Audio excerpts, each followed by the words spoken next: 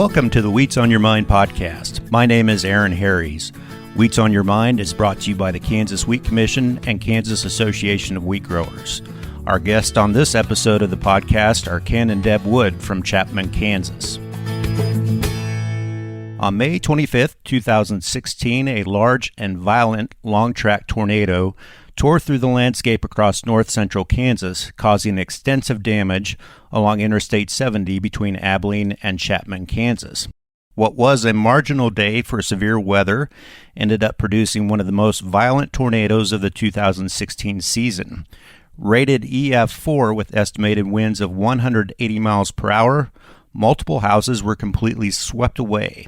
Trees 3 to 4 feet in diameter were snapped in half and debarked, and even railroad tracks were bent significantly by the intense vertical winds at the surface. After the tornado crossed Interstate 70, it reached peak intensity and narrowly missed the town of Chapman by roughly 1/2 mile south of town. Multiple times throughout its life cycle, its width was nearly 1/2 mile. The tornado was also on the ground for over a staggering 90 minutes. The worst damage was done to a farmstead 1 mile southwest of the town of Chapman, where the home was destroyed and all outbuildings were blown away. That farmstead was the home of Ken and Deb Wood. Ken is a retired wheat farmer. He has served on the COG and NOG Board of Directors and currently serves as a board member for the National Wheat Foundation. Deb is a family resource management agent for K-State Extension in Salina, Kansas. Ken and Deb, welcome. Describe your farm operation and homestead prior to this storm. Let's set the basis, how things were in normal. Well, we had 9 buildings and a house and kind of all the machinery that you'd have for a working farm sitting around at that time. The farm, kind of the status of that, I had all the corn planted and about half the soybeans planted, hadn't planted any milo yet. And we were probably 3 weeks to a month out from harvest. Didn't have combines on site. They were stored at a different location, so that was kind of a break. But so that's sort of, I mean, we had tractors sitting out. We had, everything was kind of in a state of flux because we were actually using them and just had a break there. That's kind of the look of the landscape there, I guess. This was a 2-day system, really. There were a lot of tornadoes the day before out in Dodge City, and this day wasn't expected to be necessarily a very severe weather day. Deb, what were you doing on that day? Well, I went to work like normal, came home, Ken was gone out to Hayes for some wheat meetings, and so I came home and got a bite to eat and had the news on and saw that there was something kind of developing. It started kind of up by just east of Bennington. Didn't pay a whole lot of attention. There's tornadoes around Kansas all the time, so I didn't think too awful much of it until things started getting closer. But like you said, it was very slow moving. Looking back, if I knew then what I know now, I would have put as much stuff into my vehicle as I possibly could have and gotten the heck out of Dodge. But, Yeah. But you don't think about it hitting you. Right, so. Absolutely not. So Ken was serving the wheat industry on that day. We actually had you away at home at a board meeting in Hayes, I recall, a Kansas Association of Wheat Growers board meeting. I don't think we were even watching the weather at the meeting, were we? No. In fact, I was going to go home right after the meeting. But that, you mentioned, they had tornadoes and stuff around Dodge City the day before, but that was supposed to be our break. There was supposed to be some more stuff coming up, later on. But so I was kind of relaxed, between storm events and so forth. But I was going to come home right after the meeting, but they had a supper there, so I thought, well, I'll stay and eat a bite. And right when I was finishing up, I got an alert on my phone that there was some severe weather thing, and I thought this was supposed to be our day off. But anyway, I started watching it, and it developed from when the first I saw anyway was probably around the little community of Niles, which is kind of northwest of Solomon. And so I started watching it, and then I got on the road, decided to come on home, and the longer I went, the more I realized that it was really developing into something pretty major.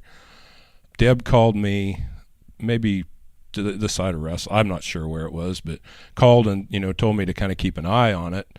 It looked like it was coming pretty much down, the equivalent of 2700 Avenue in our county, which is a mile and a half or so north of our home. But I started thinking about everything that was in line along 2700. We had people that we knew and people that we farmed for and so forth that lived up that way. So I basically kind of came home. Deb called me and told me to not hurry because she didn't want me to run into the back side of it as I was coming.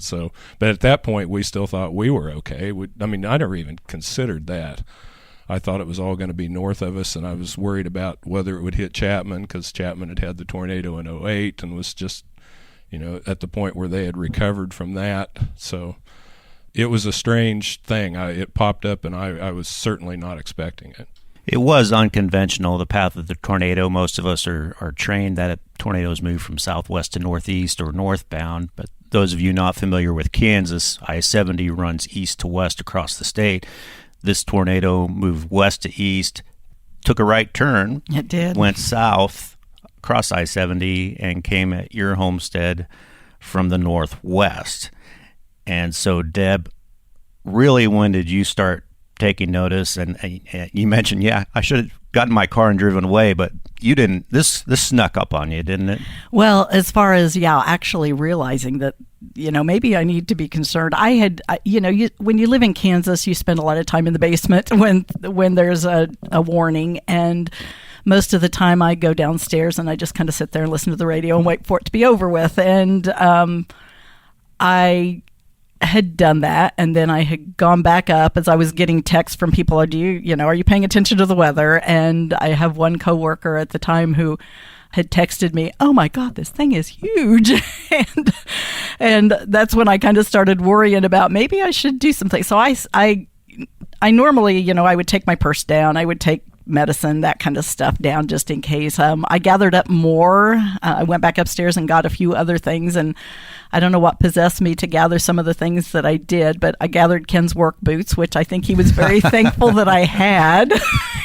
And, some work clothes because I knew he didn't have them, gathered enough to fit in a little bag and took down with me.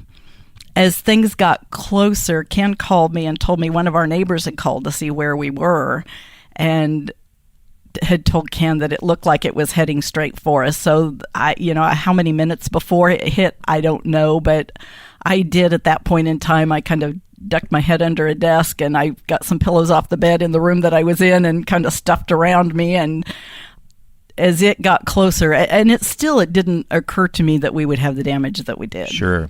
So you didn't actually see the tornado. No. You had ducked and covered, so to speak, before it hit. Yeah. The actual experience itself, what can you tell us about? I mean, none of us hopefully will ever experience that, but just to tell listeners, your house was a brick house. It was not a weak house, and you went down in the basement. I was down in the basement in the room that I normally would go to, and I did spend a little bit of time before things got real serious thinking, should I be somewhere else? And I'm really thankful that I didn't move somewhere else. Loud roar, tinkling of glass as it all broke. Mm-hmm. The wind obviously was very strong, but it moved me, and I didn't know that it did until Ken told me the next day that things were over, where I ended up. It ripped off the subfloor. I mean, there was nothing left at the farm. And I mean, nothing left. Cement slabs. There wasn't you see pictures after a tornado of a house with the side gone or a roof off, and there was just nothing. It just chewed everything up into little pieces. And it had ripped off the subfloor, the beam, the center beam, that's in a house. It had broken that kind of in two. That had fallen down, and the wall had fallen kind of on top of me. So once things started calming down, it started raining, it started hailing. I could hear all of that. I called Ken to let him know we'd taken a direct hit, but I was fine, but I couldn't get out. And people ask, how long did the tornado last? I honestly don't know. I remember just sitting there thinking, please be over, please be over. But once it was over, we have one of the local volunteer firemen who's a first responder who lost his farm or severe damage to it in '08. It was the first one on the scene. I could hear him calling for me. He couldn't hear me, so I started hitting on the top of the wall that was on top of me, and he found me, lifted things up. At that point, he couldn't lift everything off of me. He had to wait for others to come. And he didn't know. The first question was, where's Ken? Oh, yeah. Because he didn't know that he wasn't there. So he thought he was looking for two people in this operation. And then, I must have had a funny look on my face as I was looking up. And I don't remember exactly what he asked, but, at the time then, I must have been... I think I was trying to figure out what was I seeing. Mm-hmm. And he told me there's nothing there, so like the house. I thought he meant the house was all gone, but I realized later that he meant there was nothing there. Everything was gone. And this was during daylight, correct? It was. It was probably 8:30 at night by the time I got out of there and stuff, I suppose, and by the time Ken got home. So it was still light enough out to see, yes. And were you injured? I had yes and no. I mean, I don't think I had any broken bones or anything. I had a lot of very deep bruises on my back. I was not in very good shape for probably a month before that kind of cleared up. But, and mentally probably. I would imagine, yeah. I still get PTSD when it gets really windy out. No broken bones, no, I don't think I had any concussion or, anything like that. Mm-hmm. Were you aware when the subfloor was ripped off? I mean, most people think you were looking up in the tornado, but maybe the wall. No, I was not. No. Yeah. I didn't know what had happened. Yeah. I saw after the fact they rated this tornado an EF4, which is under an EF5, which is the maximum. And what the Weather Service said was because it knocked the brick walls down but didn't blow them away, it was only an EF4. I imagine you might disagree with that, Deb. Well, I don't know. I had heard that if it had hit a town, that it probably would have been rated an EF5. But because of the population center, there was just us, But I know that Ken had heard Ross Jansen talk at a meeting here at some point, that was talking about storms and tornadoes, and he had used that as an example. He said that when they saw that on radar, they thought the town of Chapman had got hit because of the number of buildings and the equipment and everything that was, all the debris that was showing up on radar. Yeah. Ken, when you get a call from your wife, you were on your way home, and she says she's in the basement and they've took a direct hit. Man, how did you process that? I don't know. I didn't have a Fitbit or any kind of a watch like that, but my heart rate probably was pegged out. I don't know. I found out I was coming. I came down on Old 40 to come east, and the neighbor that called to warn us, I was about Solomon, I think, when he called, and I was kind of hanging back because I didn't want to run into the backside of the thing, but he said, it's huge and it's headed right for you. And I said, okay. I hung up from him. I called Deb and kind of told her which was a difficult conversation to have. I mean, I felt like I wasn't giving her any good news, but I wanted her to be prepared as well as she could be. And by the time I got to Abilene, which is only less than 10 miles, she had called back and said, I wasn't flying through there because there was so much traffic out. There were storm chasers everywhere, and so it was a little hard to get around. But by the time I got to Abilene, I knew, I had the conversation, she was okay, but she couldn't get out. And I thought at that point that it had hit Chapman. I mean, I was assuming that it did. And I thought first responders will, go to the city. So I didn't know. I knew it was going to take me a while to get there. So I started calling around and called my brother to see if he could go, see if he could help get her out. Well, he was actually, he had seen it coming. He was on the road, and he didn't even stop at his place because he was afraid it was going to get hit. So he was out where I was, basically just getting away from it. So that wasn't going to work out. So I came down Old 40, come flying east, and got to about the corner of 43 and Old 40, and they had traffic stopped. There was a sheriff's deputy there, and I said, I've got to go east. And he said, I would let you go, but there's poles across the road. You can't get through there. So there was a deputy come flying around the corner and headed up towards the interstate. So I in my vehicle, I got behind him, and he didn't stop at stop signs, and I didn't stop at stop signs. I followed him all the way down I-70, ran into a big hailstorm for a while. So we kind of had to slow down so that we didn't crash into that mess, and went into Chapman. I drove through Chapman, and Chapman was fine. I don't think they'd even had much wind there or anything. But I followed him. He drove up, pulled up to our driveway, and I pulled up right behind him, and I know he thought, I don't know what this crazy person is doing, but no problems with him or anything. But I got up there and I found Deb, and they had gotten her out, and I thought that they had checked her out. There was an ambulance there, right? There was, and they asked if I wanted to take the ambulance to the hospital, and I told them no. I thought I didn't need that.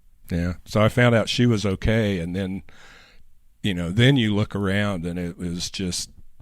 She told me there was nothing left, pretty much, or I was assuming that, and when you see it, it was quite a shock to the system. But yeah, we've seen overhead photos, and to give perspective to the people listening, Ken and Deb's homestead was in a river bottom, essentially. Beautiful homestead house, outbuilding shed, some really old, beautiful trees. We through our work process had often taken international trade teams to their farm because it was such a nice place, and they were so generous to share their farming operation.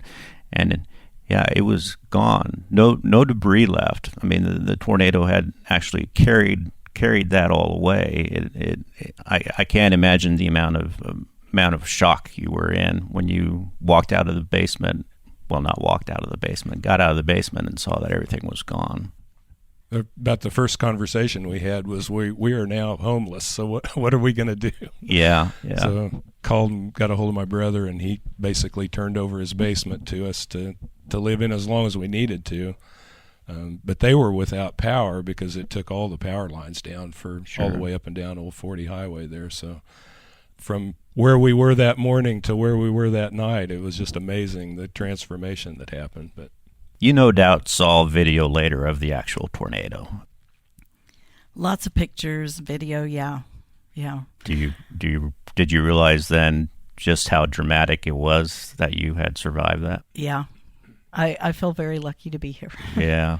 So this wasn't the first go-around with severe weather. You keep mentioning Chapman in 2008. Tell us what happened then. We had some damage from that, lost center pivots and some bins and a building or two and a couple pieces of equipment. The biggest problem we had with the 08 tornado was we farmed kind of all the way around the city of Chapman. The elementary school and the Casey's store basically ended up in one of our wheat fields, so we had that kind of a mess to clean up. So the 08 tornado for us was all about getting debris picked up and so forth, which, as it turned out, kind of helped us out in the 16 tornado. I had a better idea of how to do some of that Lessons stuff. learned. Yeah, lesson learned from not the kind of lesson you ever want to have to deal with, but it probably helped us out a little bit. I think we were kind of went at it a little bit in a little bit more organized fashion, but we didn't have the damage though that the town had because half of the town. Right, the tornado went through Chapman that year and destroyed corner a lot of town. Corner, it pretty much took out the center part of the town, pretty much from one corner to the other. Yeah, so it spared the town, but it hit you, and you mentioned you had to find a place to live, but no clothes, no medicine, no food. What did you do that first night? Well, we were up most of the first night. Yeah, we went to my brother's house, but I don't think either one of us slept any because your mind is just racing and all the things. It's very overwhelming on so many levels, and just making those. We started making lists of everything who to call. What needed stopped, we no longer had a need for a landline, our internet, the trash service. There was nothing there. I mean, so all of these things to do. Then the day after, I ran to Manhattan to buy shampoo and toothpaste and toothbrushes and a pair of shoes and all of those kinds of things. But Ken got the brunt of the. Okay, am I going to still farm, and what do I need to do, and how do we get harvest done, and how do we get the cleanup done? And I had the job of did everything else, basically. Personal care items, replacing everything, and built the house and and the much. decisions on building the house, and those are not small decisions. No. by and any not means. ones we were planning to have to make. So how did you process those? Did you make a list? Did you start with the low-hanging fruit first, so to speak? Well, you kind of, it's kind of a triage kind of a thing. You do what you know has to be done. Like as far as the cleanup went, we had to get the driveway opened up so that we had a place to be able to pull in to the farm and have a place to park, because we knew there were going to be people coming to help. So that's where that kind of started. The whole deal with the housing thing, like I said, my brother said we can stay there as long as we want, but I had 2 former teachers that had a beautiful 2-story farm home on the west side of Junction City that was not being rented out, and it was fully furnished. I mean, you could just basically walk in. They approached me at the farm the one day, and that was the day that everybody was coming up to me and asking me, what do we do with this? What do we do with? And my answer was, I don't know, just whatever you want to do is fine. But he approached me and asked me, said, would you have use for a house to live in for a while? And I said, oh my God, yes, I would. So I called Deb immediately and had her check to find out, because I didn't know what the place was like, and asked around a little bit. We made the arrangement basically immediately. I mean, we didn't give them a chance to back out on it.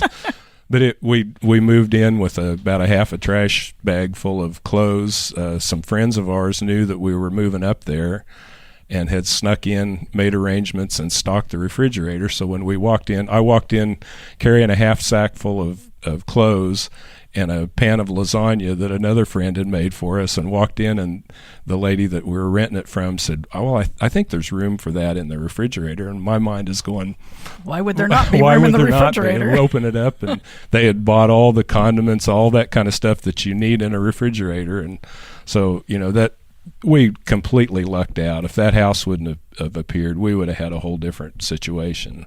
But we lived there for 10 months, basically. Yeah, you certainly weren't alone, right? I mean, I suppose there was a lot of, this is rural America, so I suppose you mentioned you were getting a lot of questions bombarded at you. So neighbors, city, community chipping in. It's amazing. I said the response was phenomenal. We had people that we didn't even know that would drive in with a skid loader on a trailer and say, I've got an hour. Can I do anything? And I had plenty of things for him to do, but it was, we had just tremendous support from family, people. Friends, neighbors, the community itself. We had former coworkers that I worked with 20, 30 years ago, to the extension family, the Carl family, the Wheat family, just. We had on a Saturday, it wasn't the first Saturday, it was like a week later. We had kind of gotten sort of a plan to get a cleanup day arranged, and then people, we had a group, Amish group from around Yoder that came up. Wow! And they came up with a bunch of Mennonite guys that the guy from Kaufman Seeds had basically arranged that. I think and I tell you, those guys know how to work. They came up and we had them there that day. Nick Wybert had arranged for the Carl group. Deb used to work at Dole Hall. There were a bunch of people that were from there that showed up that day. I had some family members that were there. We had a few extension people there. I mean, we had a big crew, and it was amazing what they got done in a day's time.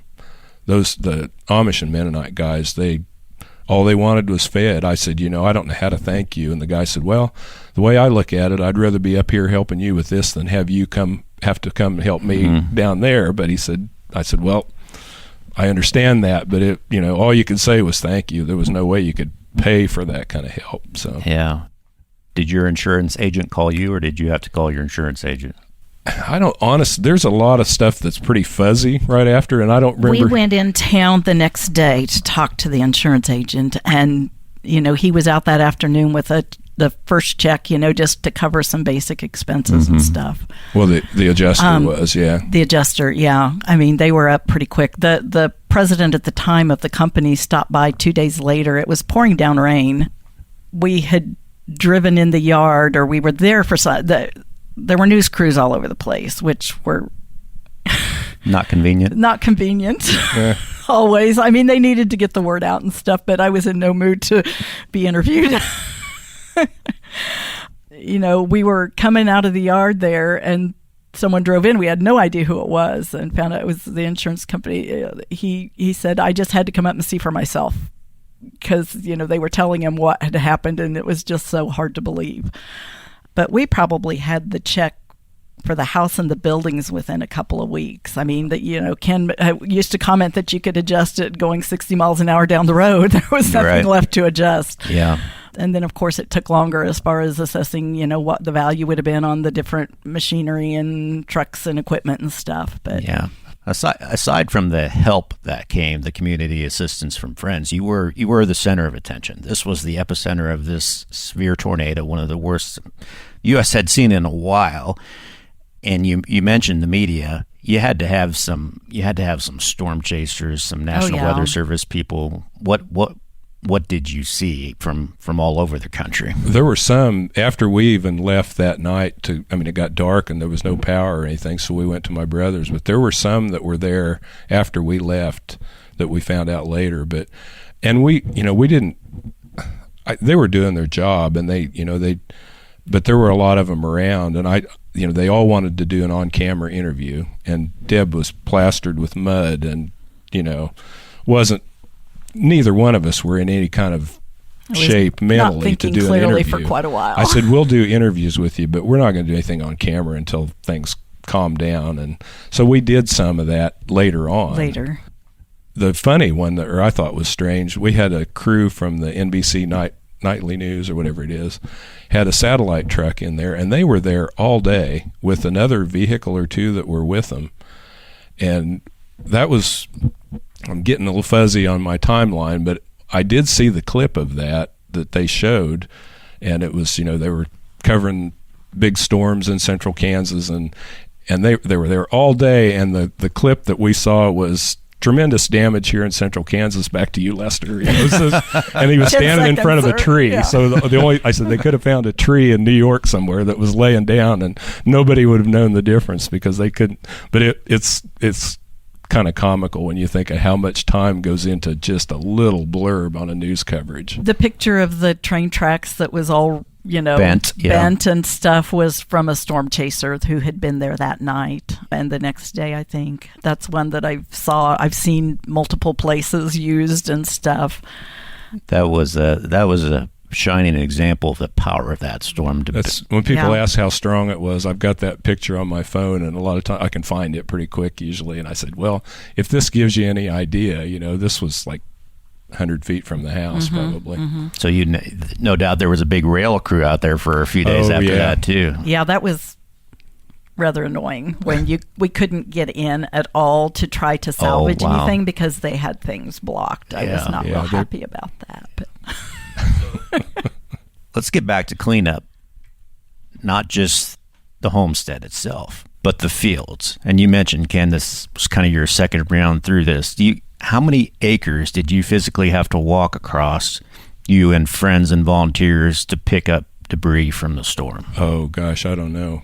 It was the storm after it hit us. We had another building about not quite a mile south and east of us. Half a mile, maybe, yeah, that got hit, and we had a bunch of stuff there, and that was on my sister's ground. So we probably, I don't know if we would have physically had to go over, probably, I don't know, 750 acres, 1,000 acres. I'm not sure. I'm not real sure. Because I rented ground right across the river that was in the past, so we had all that stuff to clean up too. I'm not sure about that, how many acres we had to cover, but yeah, it was a daunting task, and it wasn't just big stuff. The big stuff you can get with skid loaders and grapples and stuff like that, but when we got down to where the actual center of the tornado was, it was like picking up crumbs. I mean, it was... it was strong enough and powerful enough. It literally just chewed stuff up. Ground it up in like a blender. And so there was a lot of stuff that was spread out over the fields that is probably still there because it was wood that was ground up into little pulp and, little pieces. And, I know you'd find a handle off of a truck, and there were a lot of things that you couldn't tell what they were. Truck transmissions that were ripped apart and stuff after they got ripped out of the truck, and a lot of that stuff I had no idea what it was when I was picking it up. But we had a fair-sized safe in the office that it wasn't like an old bank safe, but it was pretty stout, about the size of a refrigerator, and never found that. And people are just amazed that, you never wonder where it's at. And I said, well, it's probably in pieces somewhere, but I said, there may be somebody in the Flint Hills that in some draw some cow somewhere. Looking at it, wondering what that is. Cattle grazing around a chunk of iron that they have no idea where it came from. But So what lesson did you learn from 208 about cleanup that you applied to the new situation? The thing that we did, and we kind of learned that a little bit late in 08, but was to, like, if you had a field that was terraced or something, do it one terrace at a time, and don't get, because if you start just walking out and picking up stuff, it's hard to keep track of where you've been. So what we did, we had wheat stubble in quite a bit of that around the house where the worst of the stuff was, and we would take a section of it, and you almost had to burn, if it would burn, you almost had to burn it off so that you could find stuff because it was under the wheat, and you do a little bit at a time. And it was kind of tricky in a way because you needed to burn it off, give it a little time to settle down because you don't want to be walking through, right after it's burnt, because it would just be terrible, smoky and dusty and everything else. But you couldn't wait too long because it was wet enough and hot enough that the weeds would come up, and then within about 2 weeks' time, so you had this window of opportunity. So we kind of did it in little chunks at a time, kind of little corners, and just tried to be a little bit more organized about how we did that. And I think too, having people pick stuff up and take to a central place or a ranger or a skid loader or something around that they could put it into. But if you could kind of take to a central place, work smaller areas, and then take something in to pick all of that up to take to, the truck or whatever you were taking things away in, helped. Let's turn our attention to the farming side of this. You lost all your equipment except combines. Is that correct? Right. Okay. Pretty much. There was some stuff, but most of it, if I was going to keep it, it was going to have to be completely redone. So the tractors, how far away did it blow the tractors? Could you find that? Well, we had a friend that had come out like the week before the tornado and was playing around with a drone and took some pictures of the place.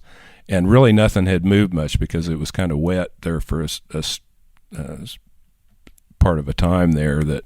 So the tractors were still in that same spot from when he took the pictures with the drone. So it was interesting. I had a couple four-wheel drive tractors. One was hooked to a field cultivator and the other one to it was either disc or turbo till. I don't remember which one I had on there. But it moved them, I don't know, 100 yards or so, I suppose, and just tore them to bits. Besides the picture of the railroad tracks that was kind of iconic, when I had a picture of I had a Steiger tractor that had a 2x4 stuck in the sidewall of the tire, basically. And, you think, not sure I understand how that can even happen, but yeah, that was kind of the situation. The combines were at a site east of Chapman in a shed, and my brother had a couple of trucks that I knew I could borrow. So the wheat harvest, that was probably because I was still trying to decide whether to even buy back stuff or not.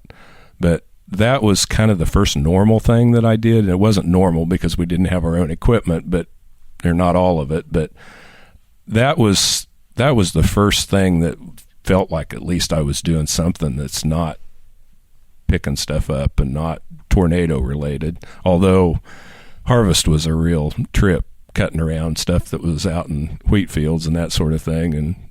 But that was, like I said, that was kind of what got me back into maybe the right frame of mind to at least start a plan anyway.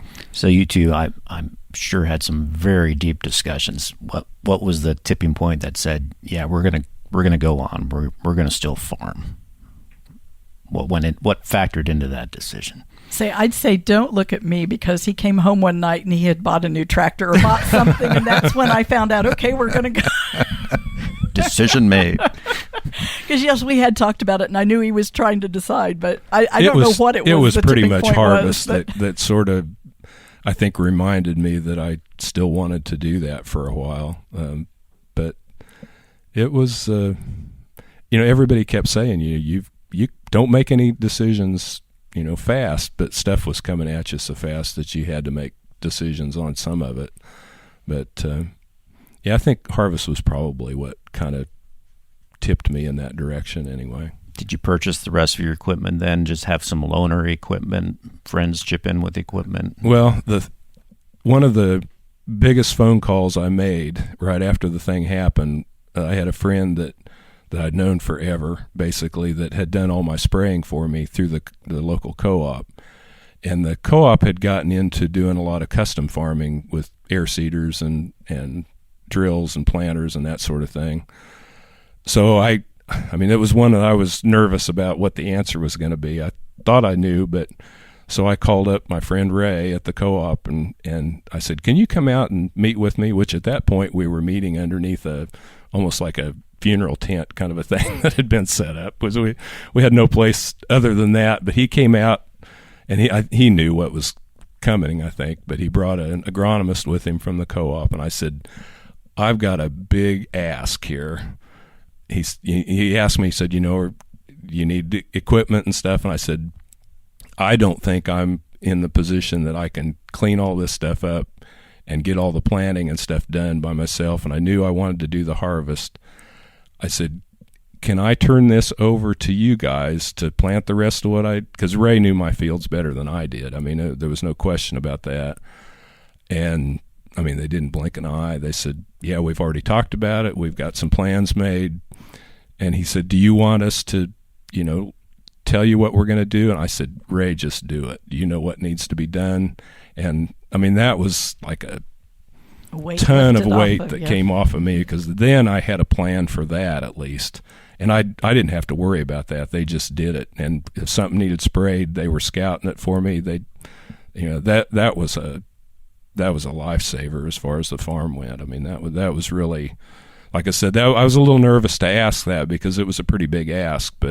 And then I had a lot of neighbors that said, I'll bring the tractor and planter in. I said, I've kind of got that covered. So, we'll use you some other way. If you got loaders, you got a telehandler, you got excavator, that kind of stuff we need. So, yeah, not to mention while all this is going on, the farming operation, you got to get a house. Yeah. You got to either buy a house or build a house. So what was that like, Deb? We set up a meeting with the builder, and I know, we had not been thinking about building, so we had no idea what we wanted. The number one thing on both of our list was a safe room. And sure, I imagine. Other than that, we didn't really know what we wanted. So, we started thinking through and kind of making a list, and he came up with a couple of different sets of some plans, showed us, and, one of the things I wanted was an office, and he had a kind of a recessed area in the hallway in the first drawing. That's like, that's not going to do. That's not what I'm wanting. And I'm thankful that I stuck, to my guns on that one, because little did we know a pandemic was coming down the road where I'd be working remotely. And I was very thankful to have a door to shut to separate living at work, working at home, whatever. But finally, we went through a house that he was working on. And because I was having a hard time imagining how big rooms were and layouts and whatever, but we went through that and we kind of liked some of the things with it. And so we took that and, moved this and that and, tweaked it a little bit. Kind of tweaked it a little bit. And they got started. They broke ground at the end of September, I guess. And then we moved in the first weekend in April. Wow. So you moved the home up the hill, so to speak. We did. You didn't rebuild on site. Why was that? Oh, a couple of reasons. Part of it was being on the wrong side of the railroad tracks. I was going to say, we had enough frustration. The railroad right after was kind of a tipping point on that one, Aaron. But it wasn't in a floodplain, but it was close to a floodplain. And then the other thing was that was the only way into that property was with that crossing. And we thought, when we're gone, if our kids wanted to hang on to the farm ground, they probably won't want a house to keep track of. And then it would have been a situation where somebody would have had to driven through that yard to get to farm the ground, or vice versa. And I thought that, that wasn't a great situation. We had no plans to build a house, but we did own this ground that was about a quarter of a mile north as a crow flies, kind of up on a hill. And we had always talked about that it looked like a neat place for a house someday. Well, and we decided that fairly quickly, actually. Yeah. I don't think it took us long to decide where we kind of wanted to go with it, but we had to get power to it. We had to get a driveway there. We had to put in a well and a septic system. Had to buy back some CRP, and so we had a few things to get out of the way. But the builder was very patient with us, and we, because it was a blank slate when we first met with him, and he kept walking us through, kind of, look at this. What do you think about this? And he really worked with us and kind of led us through that, because he said, most people that come to me have a preconceived idea of what they want, up until 3 weeks ago, you didn't think you wanted a house at all. So, but it worked out. But Deb made all the decisions on the house. I said, if there's something that's important to me, I'll let you know, but otherwise I'm good with it. So she was had to have been on Amazon's preferred customer list, because she was buying stuff. UPS got to know us very well. Yeah. That first few weeks after we moved in, and they were up there all the time. Because we had to replace absolutely everything. Yeah. All the furniture, all the appliances, all the clothes. She was buying clothes like crazy, and you pretty much have to have them. So. Well, let's talk about lessons learned from all this. You've surely got so much advice that you want to share with people about having been through what you've been through and knowing what you know now. How can people better prepare for situations like this? Deb's almost become a go-to person in the extension system for some of the disaster preparedness stuff, just because of what she'd gone through. So you can speak better to that. Well, and I'm not the only one one that's been through that kind of stuff. But from a financial standpoint of trying to get prepared ahead of time, making sure you have enough insurance, adequate insurance, and there's things that insurance is designed to make you whole again. It never will, in the regards to, Ken was having to buy machinery and trucks and equipment, and when you need to do something like that then, and you don't have time to shop around, wait for a sale, make a deal, look for something, a good used one, you may have to buy a new one. So what you're getting for the value of the machinery that you had that had been depreciated, that may have been a few years old, is not going to, the check you get for that's not going to fully cover, what's new, but still making sure that things are insured. I know shop equipment or shop contents was one thing we found we were very underinsured in. It's not something that you thought about losing, everything like that. And you had some toys in the shop, Ken. A tractor, I think, and a truck that you rebuilt. I had just completed kind of a restoration on my dad's '53 Chevy pickup. In fact, I think I declared it completely done, which those things you tend to always find something else to work on. But I had taken it to Abilene one day, and I'd been into Chapman like a day with it, just to drive it around. Yeah. And that was all I got to enjoy it. And we've got you have a handle from the door. One of the window cranks is on a little plaque in my office, and a hubcap that was off of the truck. But you'd think of in the 50s they were built pretty solid, but their engine and transmission got ripped out of it, and there was just nothing left. But did insurance cover that, I guess is the question. I had gotten a different kind of coverage through Haggerty's on it. Yeah. Which that's kind of a whole nother story. It was more of a fight getting $15,000 on that than it was on anything else. Really? It was just amazing, all the things that they wanted to prove. They wanted to come out and inspect it, and it's like, you don't understand. It's not here. It's not here. Yeah, that was a conversation. She said, well, take pictures of it. And I said, well, there's nothing to take pictures of, They couldn't understand. And she said, well, so maybe it's okay. It's somewhere, but maybe it's okay. And I said, no, you don't understand. It's not here because it's in little bitty pieces all over the place. And yeah, we had a little struggle with that. I turned that back over to the agent and said, deal with it. And like the next day, I think I had the check. So he was better at that than I was. That's for sure. taking an inventory of what you've got, Sure. making sure that you have personal contents as well as the farm. And when you're looking at your insurance, making sure that you've got a list of your machinery and equipment and that everything is listed that you're wanting listed. I mean, obviously you may decide to self-insure some things and not insure them, but making sure that you've not forgot to put something on your policy. Having a grab and go box is something that, I preach in classes, and it's something I really understand the importance of after having gone through that. So, having those policies, those phone numbers, people to call, guard your phone and the numbers in it with your life, Right. would be another thing, as far as tips and whatever. But yeah, there are some things that people can do to try to get organized to make things a lot easier on the back end of things. And there's things that we, like the home inventory that I preach that you should do that. Well, I had mine on camera. I had taken it out because we had bought some new furniture. It was not back in my grab and go box. So somebody found the camera out of the yard, but it was the like card was out the of two it. things that had the card in it were both open and the card was gone. Mm-hmm. So that didn't help a whole lot. But the kids, they both lived away from here. And so that's one thing they did immediately was starting a Google Doc and just starting to list everything that they could think of that was in their rooms and that was in the basement, that was, starting with that for that's something they could get started on and help with, even though they weren't here. So that helped. Yeah. A good friend of mine said that's quite a while after the fact, he said, I don't know if you know this or not, but you have sold a heck of a lot of insurance around here. People saw what we went through, and it's like they went home and started looking at revaluing things and making and sure that they hadn't missed things. And I said, that's probably one of those unintended consequences. But yeah. Well, in the few minutes we have left, I would like to go back a little bit to farming. You've been on a roller coaster farming, right? Your farm was destroyed, you rebuilt, and then recently transitioned into retirement. And you and I have had conversations about that. Which part of that was the most difficult?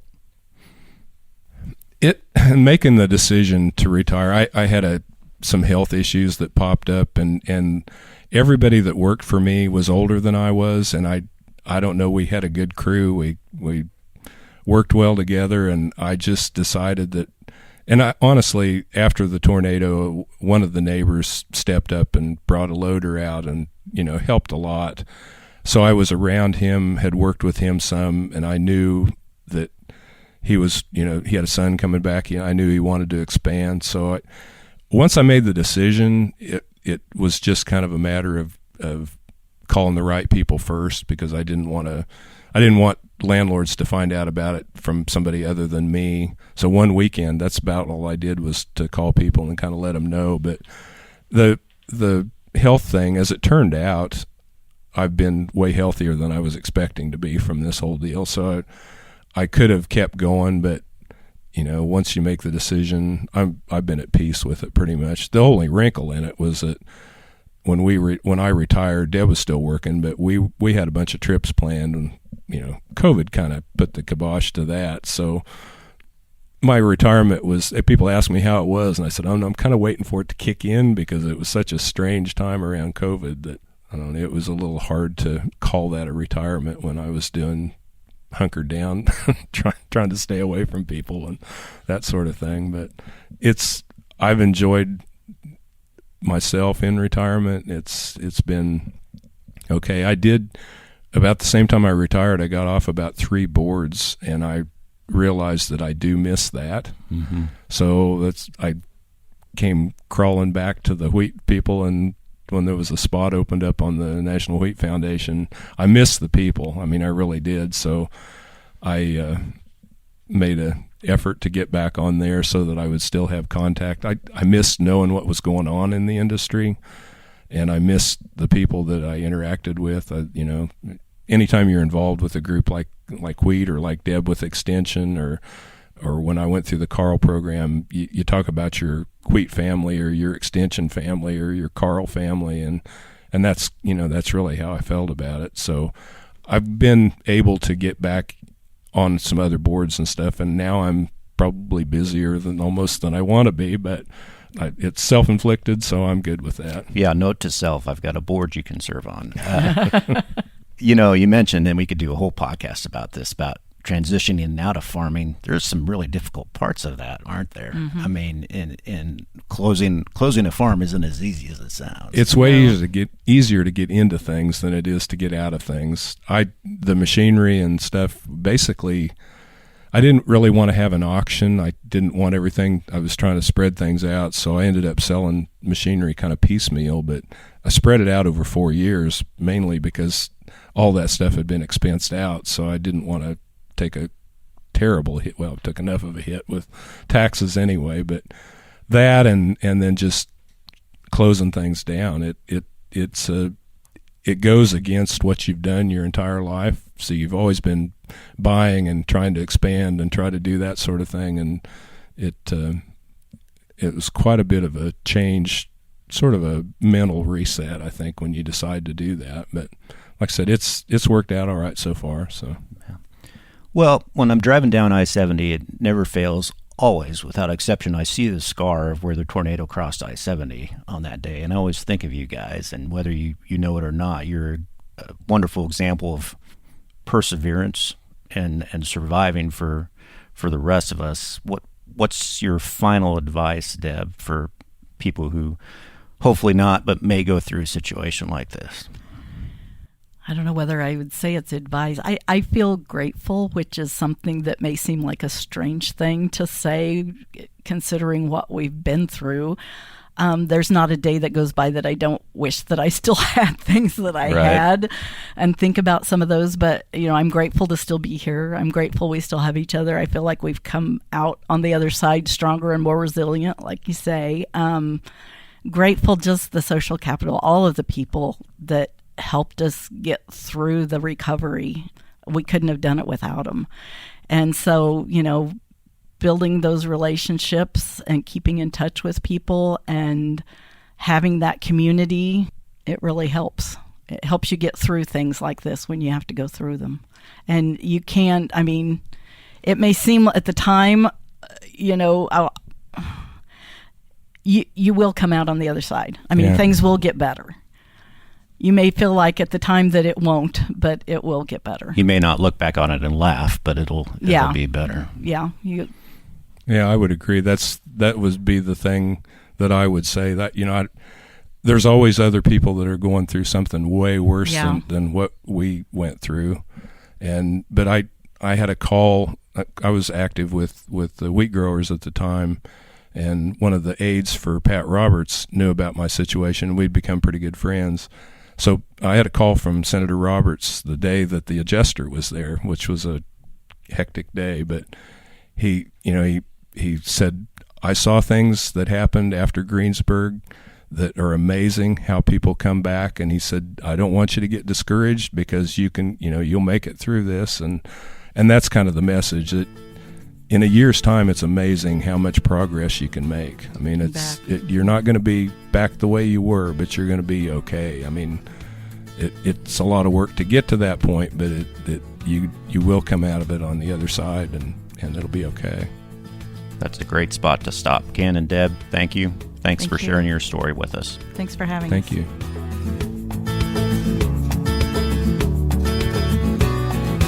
My thanks to Ken and Deb Wood for sharing their story on this episode of the Wheats on Your Mind podcast.